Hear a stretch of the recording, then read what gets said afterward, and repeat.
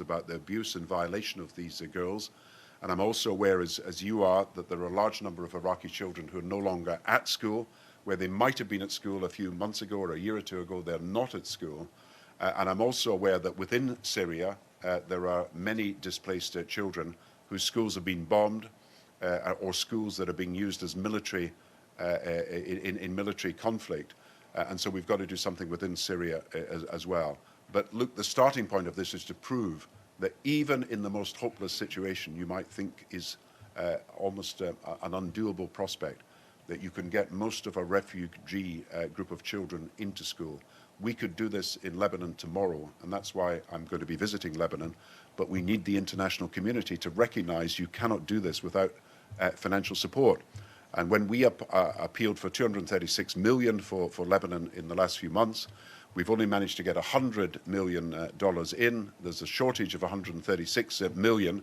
And I'm appealing to all the international aid agencies that here is a project that could be up and running and doable. In an emergency, you often say there is no capacity to be able to do things. We don't have the tents, we don't have the buildings, we don't have the staff. In this situation, we have the buildings, we have the capacity, we have the teachers. What we don't have is the international financial support to get this off the ground. In any individual country, whether it's in Europe or elsewhere, then it will be a source of concern for me in the job that I'm doing.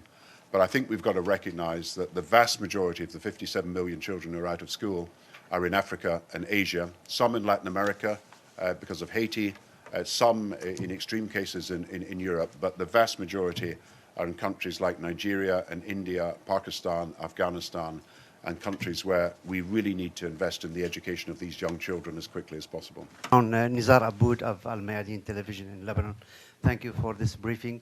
My question is regarding the prevailing culture which is dominating from Afghanistan, Pakistan, even in Indonesia sometimes, down to Nigeria. Wherever there is a Wahabi education, there is a denial of education to people and or to sexes, and terrorism prevail. How can you address this issue, especially when in your programs in Lebanon now you are talking about schools? How would you guarantee that such culture will not be educated or taught? And also, you did not touch upon the situation in Yemen. Schools are being bombarded systematically in Yemen, in many towns and villages. Yeah, I should have mentioned Yemen, and I'm happy to acknowledge we don't have enough information about what's happening in Yemen. And I may come back to you at a later date to talk about the serious situation. I've talked to people in Yemen, but I don't think we've got enough information yet about what's happening. I was in Nigeria some time ago, and I went to a school just outside Abuja. And to be honest, the school was in a dilapidated condition, supported by the Western aid agencies, and children were sitting, they had no desks, they had no real equipment, they didn't have proper facilities. And I was told that a Madrassas up the road in Nigeria was attracting all the children from that school because they were getting free education, they were getting better facilities, they were getting, they thought, a better chance of getting an education. And so we've got to acknowledge that if we do not invest in education and we do not give people the chances that they deserve and have got a right to expect, then terrorist organizations or other organizations that will spawn people who become extreme will flourish. Boko Haram, as you know, means, literally translated from the Hansa language, Western education is a sin. So there is a campaign, as happened to Malala in Pakistan when we stood up for her rights, as is happening to girls in Nigeria, to say that girls should not be educated. This is a civil rights movement. We have to support these girls who are demanding their right to education. Sometimes I think that the girls themselves are doing more to press for their education than the adults who are part of their communities and us who believe that this is a fundamental human right. And we have got to support those girls' organizations that are now spawning, growing up right across the globe, demanding the right of girls that they themselves should have their education.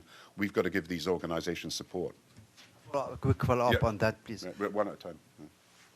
Yeah, just here, a lot of financing to these madrasas is coming from the Gulf states, which are major allies to Britain, to the United States, and to many major countries here. Are you not going to try to ask these countries to refrain from teaching such education? Well, of course, we want to see children educated in a way that does not lead them to support extremist and terrorist groups.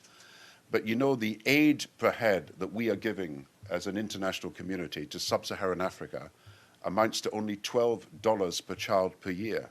It is barely enough to pay for one textbook.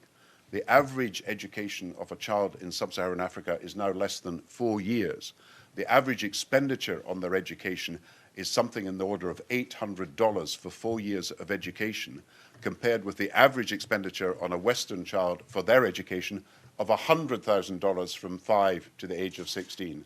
So the inequality in opportunity that we're allowing to continue is such that unless we are prepared to do more, either to support humanitarian aid in emergencies or to support education generally, we cannot say that we are doing enough to help these children get education.